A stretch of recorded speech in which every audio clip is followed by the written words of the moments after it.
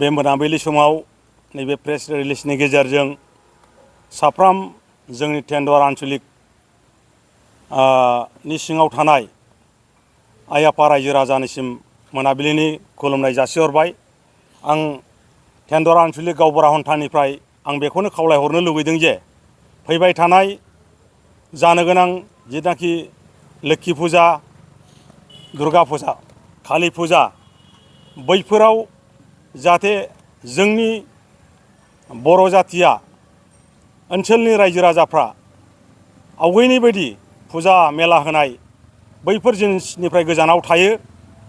बेखौनो आं दखरा आफाद गावबुरा आफादनि जानानै गुरैयै खावलायहरदों जे जाहाथे बिनिफ्राय गोजानाव थानानै जों समाजनि थासारिखौ मोजां खालामनो हायो। आरो बेखौ जों बयबो गिदिर उन्दै साफ्रोमबो रायजो राजा आइ आफाया सानो, सिन्था खालामो। जों बोरैबा बर' जाथिखौ मोजां फारसे दैदेनलांनो हागोन, जोंनि फिसा फिसौखौ मोजां फारसे जों आगान सुरहोनो हागोन, बैखौ नोजोर बोनानै जाहाथे जों बयबो गामि सिङाव थानाय आइ आफा रायजो राजा उन्दै गेदेर बयनिसिमबो आं गावबुरा आफादनि जानानै गले गले खावलायहरदों। आरो जों दिनै ज' टेन्डवार आन्चलिक बर' फरायसा आफाद, टेन्डवार आन्चलिक बर' समाज, टेन्डवार आन्चलिक गावबुरा आफाद जयै लोगो नांनानै बे फैबाय थानाय फुजा मेलानि सायाव मोजां गुवारै रायलायनानै जों बोरै बर' जाथिखौ फोसाबनो हागोन, मोजां खालामनो हागोन, बे नोजोरखौ लानानै जोङो सावरायनाय जादों। आरो फैबाय थानाय समाव जों बेखौ जयैनो लोगो नांनानै बे बर' जाथिखौ मोजां खालामनायनि खाथिराव खामानि मावलांनायखौ जोङो आगान सुरलांनांगौ होननानै खौसे जानानै जों रायलायनानै डिसिसन खालामनाय जादों। जाहाथे बे रायलायनायखौ मोजां फिथाइ थायनायनि थाखाय बयबो आइ आफाया रायजो राजाया मदद खालामो। आं बेखौ साफ्रोमबो बर' रायजो राजा आइ आफादनिसिम गुरैयै खावलायनानै दिनैनि प्रेस मिट बुंनायखौ आं बावनो फोजोबनाय जाबाय। गोजोन्थों। रायजो राजाफोरा खेथि बारि खालामनायनि उनाव मोनसे रंजानायनि मोनसे गोसो जायो, बिनि सायाव मा बुंदों रायजोफोरा रंजानो गोसो जायो?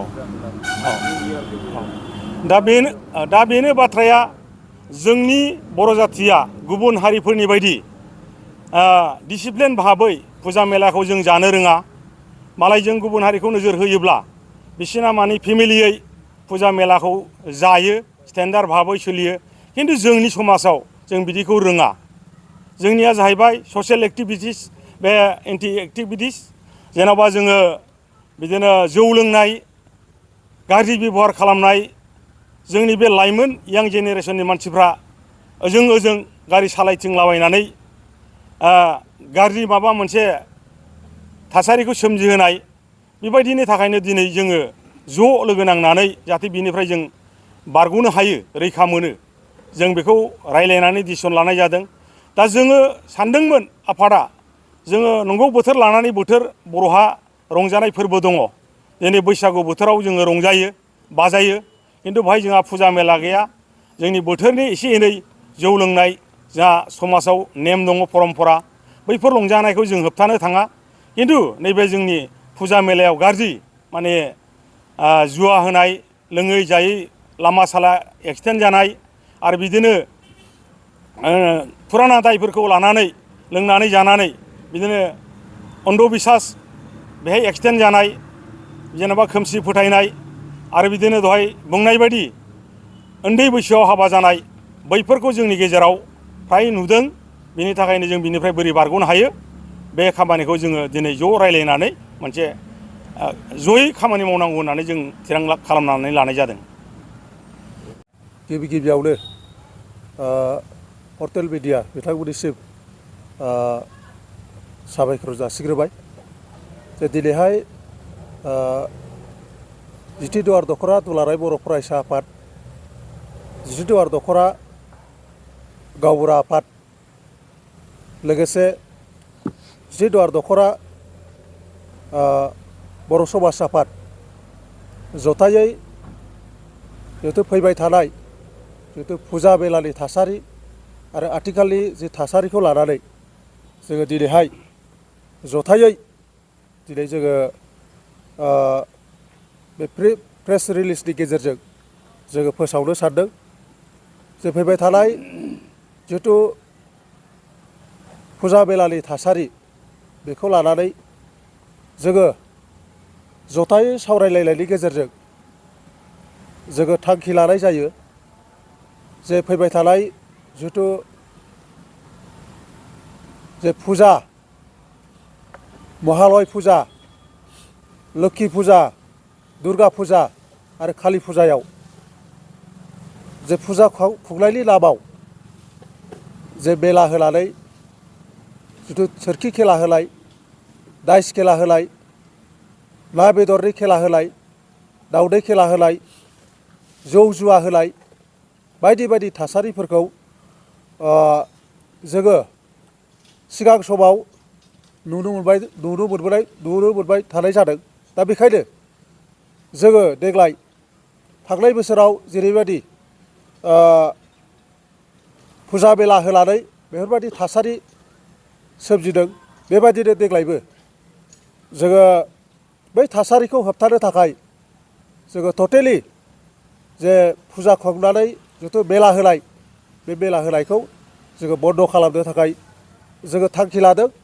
मानोना बै मेलायाव जोंनि उन्दै उन्दै एम इ स्कुल फरायनाय एल पि स्कुल फरायनाय हाइ स्कुल फरायनाय बैफोर नि जे फरायसाफोर बिसोरसो बाहागो लानायखौ मैखोमै बाहागो लानायखौ जोङो नुनो मोनबोबाय थानाय जादों। दा बेखायनो जोङो जोंनि ओनसोलनि जे थासारिखौ जोंनि ओनसोलनि जे सोलोंथाइनि थासारि समाजनि थासारि आरो बायदि बायदि थासारिखौ जोङो गोजौ फारसे लांनांगौबा मोजां जुदि खालामनांगौबा जोङो मेला होनायनिफ्राय जोङो जानगाराव थानांगोन।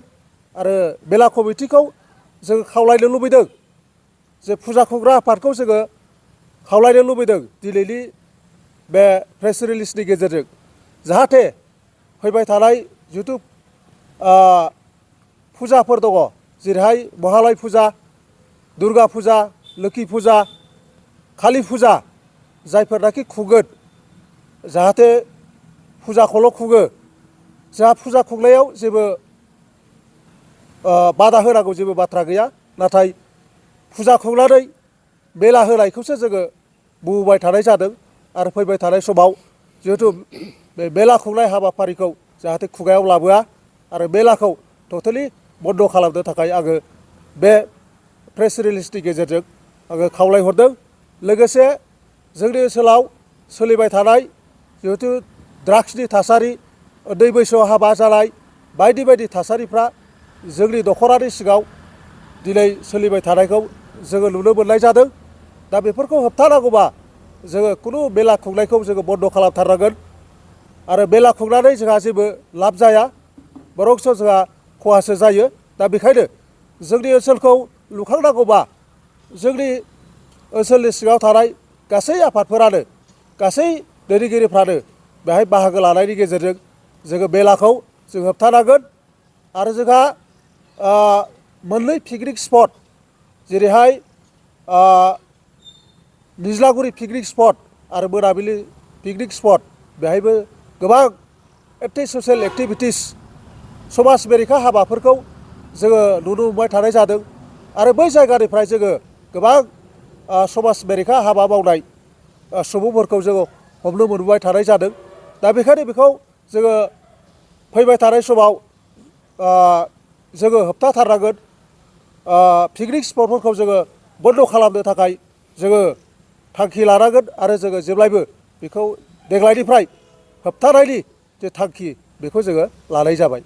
दा बेखायनो आङो खावलायनो लुबैदों साफ्रोमबो जोंनि जिहेथु फुजा खुंग्रा आफादफोरखौ आङो खावलायबावनो लुबैदों जाहाथे देग्लाय जाहाथे फुजा खुंनायनि नामाव खुनुपदे मेलाखौ गोसोखाङा आरो मेला होनायखौ बन्द' खालामो आं बेखौनो खावलायनाय जाबाय। फिल्मफोर माबाफोर नागारट'लाफोर लाबोनायफोरखौबो गनायथि होगोन ना होआ? जिहेथु जोंनि ओनसोलाव बांद्राय जिहेथु सिनेमा देखायनाय बेफोरबो जोंनि थाखाय मोजां नङा। सम लायै सम बे देखायनाय बे आलादा बाथ्रा खिन्थु माब्लाबा समाव एग्जाम मिथिया मा मिथिया माने जिहेथु गामि ओनसोलाव जिहेथु सिनेमा देखायनाय बेबायदि थासारिखौबो जोङो बांद्राय जायोबा जों बन्द' खालामलांनो हागौ।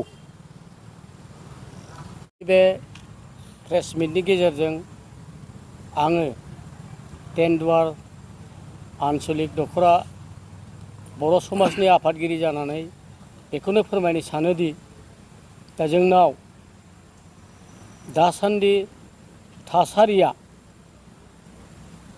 गाज्रि अबस्थायाव दङ।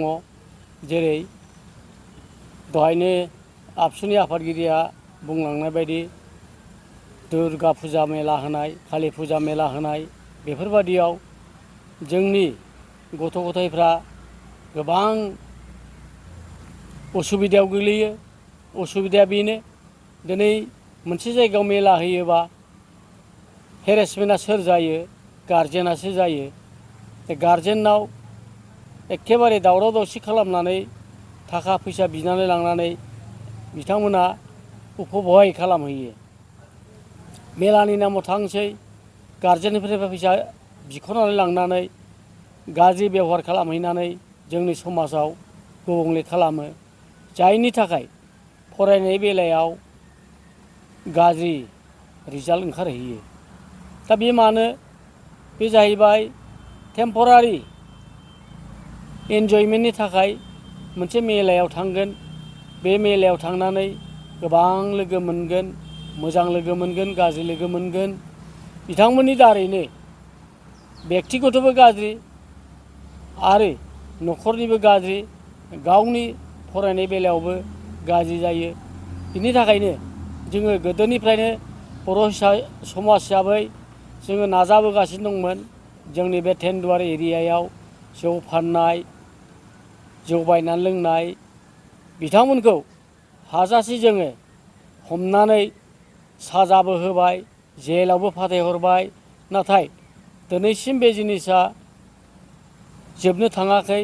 ओंखायनो बे जिनिसखौ जोङो फोजोबनांगौबा, जोंनि समाजखौ गोग्गो खालामनांगौबा जोंनो नांगोन रायजो राजा बयनिबो खौसेथि। दा बबेबा मोनसे आफादाल' बेखौ नोजोर होनानै मावोबा बियो जाफुङा। बेयाव नांगोन रायजो राजा, आइ आफा बयनिबो मदद। बे मददनि बादै जोङो खामानि मावनांगौबा जाफुंहोनो जों हाया।